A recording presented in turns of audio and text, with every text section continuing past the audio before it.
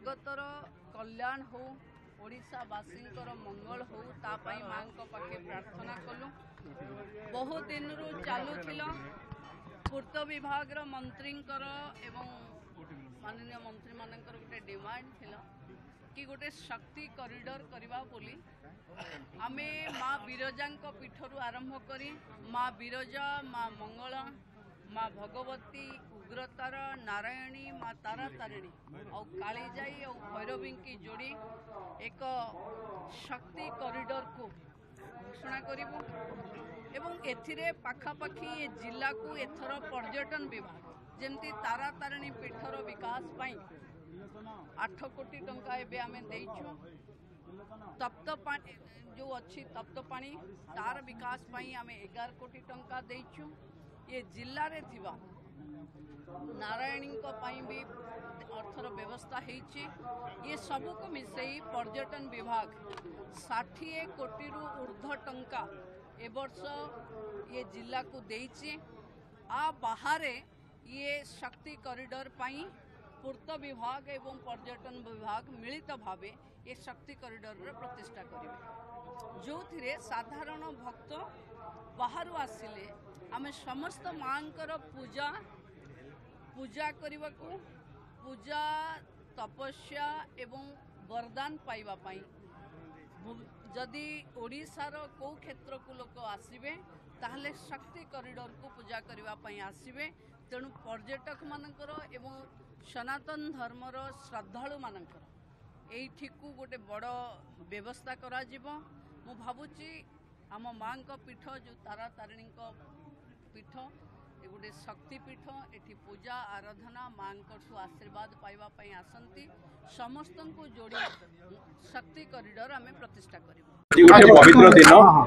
माँ तारा तारिणी पूजा अर्चना करिकी दर्शन करिकी आशीर्वाद नहीं जावाई आज आम निष्पत्ति भी होता से अनुसार माँ दर्शन सुजोग मिलला माँ को आशीर्वाद पाइबार सुजोग भी मिलला। आम सांगे आज माननीय उपमुख्यमंत्री आरंभ करी मंत्री परिषद आम साथी विभूति जेना गोपालानंद मल्लिक आरंभ करी जिलार समस्त विधायक ये एकाठी आज माँ दर्शन करूँ। ओडिशार आगामी दिन में ओडिशा केमिति आगु को जीवो ये जिला केमिति आगु को जीवो से बाबद रे एवं लोक मानक ऊपर माँ आशीर्वाद रो से प्रार्थना भी करूँ। ओडिशा रे शक्तिपीठ मानकर एक संयोगीकरण करी जो माने बाहरु आसीबे जो माने शक्ति आराधक से माने समस्त को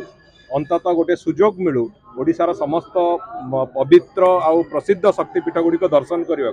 से टूरिज्म विभाग पूरापूरी तार योजना आरंभ करिछि एवं पूर्त विभाग भी सही अनुजाई हेरिटेज डेवलपमेंट जो आमर व्यवस्था कराई से भी संपूर्ण रूपे ये पीठगुड़िकर उन्नतीकरण ये पीठगुड़ी सीधा सड़क संयोगीकरण एवं आवश्यक पड़े आगामी दिन में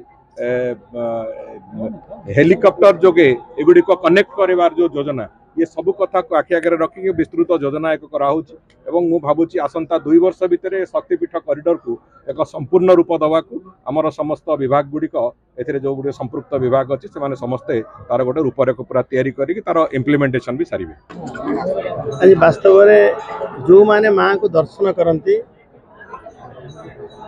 आशीर्वाद बहुगुणित हो जाए।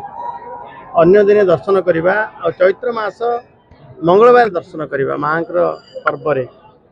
माँ होचंदी जगत जननी 4 आदि शक्तिपीठर अन्यतम आमर सौभाग्य आमको माँ प्राप्त होती आम समस्ते आशीर्वाद नहीं सानिध्य लाभ करवा। आज आज आम माने दर्शन पाई जनसाधारण सहित आज माननीय उपमुख्यमंत्री एवं वाच minister PW minister law minister Prithviraj Harichandan